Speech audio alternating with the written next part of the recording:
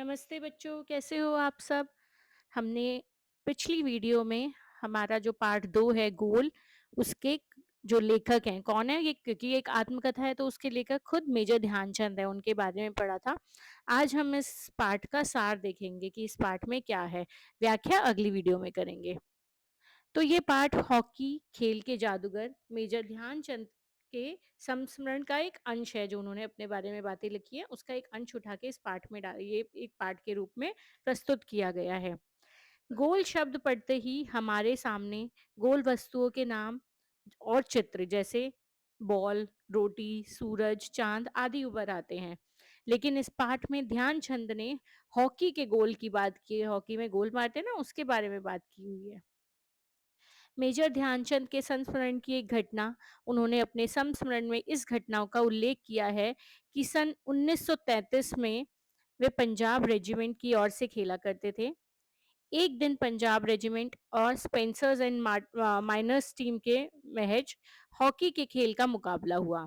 Miners team के खिलाड़ी निरंतर ध्यानचंद से गेंद छीनना चाह रहे थे, लेकिन हर बार असफल रहे। उनके एक खिलाड़ी को इतना गुस्सा आया कि उसने गुस्से में आकर ध्यानचंद के सिर में हॉकी की स्टिक मार दी, उनके सिर में ही हॉकी की स्टिक लग मार दी थी। ध्यानचंद चोट खाकर उत्साही बने रहे और पट्टी बंधवाकर फिर से खेल के मैदान में आ पहुंचे। उन्होंने अपने एक अलग ही अंदाज में उस खिलाड़ी से यह कहा कि मैं अपनी इस चोट का बदला अवश्य लूंगा।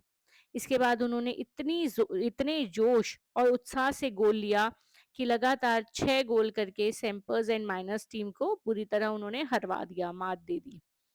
हॉकी का जादूगर, ये इनका एक नया नाम था। इस नए नाम की उपाधि प्राप्त करना, बर्लिन ओलंपिक में लोग इनके हॉकी खेलने के ढंग से इतने प्रभावित हुए कि उन्हें हॉकी का जादूगर कहना शुरू कर दिया। यह उपाधि उन्हें इसलिए भी मिली क्योंकि वे स्वयं आगे बढ़ने के साथ-साथ दूसरों को भी आगे बढ़ाना चाहते थे।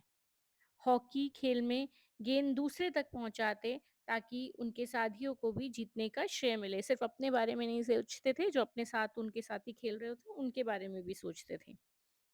ध्यानचंद के जीवन का गुरु मंत्र क्या था, आइए देखते हैं। उन्होंने अपने जीवन में सफलता की सीढ़ियां चढ़ने का गुरु मंत्र यह बताया कि लगन, साधना और खेल भावना ही मनुष्य को ऊंचाइयों की ओर लेकर जाते हैं।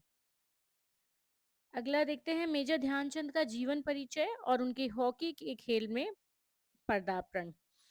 मेजर ध्यानचंद का जन्म सन 1904 में प्रयाग के एक साधारण परिवार में हुआ।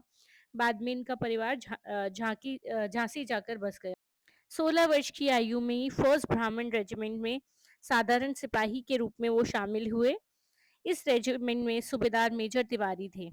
इस रेजिमेंट का हॉकी खेल में बड़ा नाम था। तिवारी जी उन्हें हॉकी खेलने के लिए प्रेरित करते रहते थे और रेजिमेंट के सभी सिपाही किसी भी समय हॉकी खेलने के लिए तैयार रहते थे। ध्यानचंद ने भी नौसिखे खिलाड़ी, नौसिखे यानी जो नया-नया सीखा होता है, नौसिखे खिलाड़ी की तरह खेलना शुरू कर दिया। धीरे-धीरे उनके खेल में निखार आता गया और वे अन्य जो उनसे ऊपर वाले जो खिलाड़ी थे, उच्च खिलाड़ियों की श्रेणी में आने लगे और जल्द ही बर्लिन ओलंपिक टीम के कप्तान बन गए। उस समय वे सेना में भी लांस नायक के पद पर पहुंच चुके थे।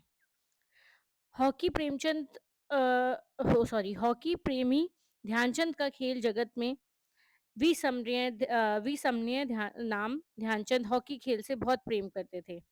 उन्हें अपनी आत्मकथा का नाम ही गोल रखा था। वे अमर खिलाड़ी हैं।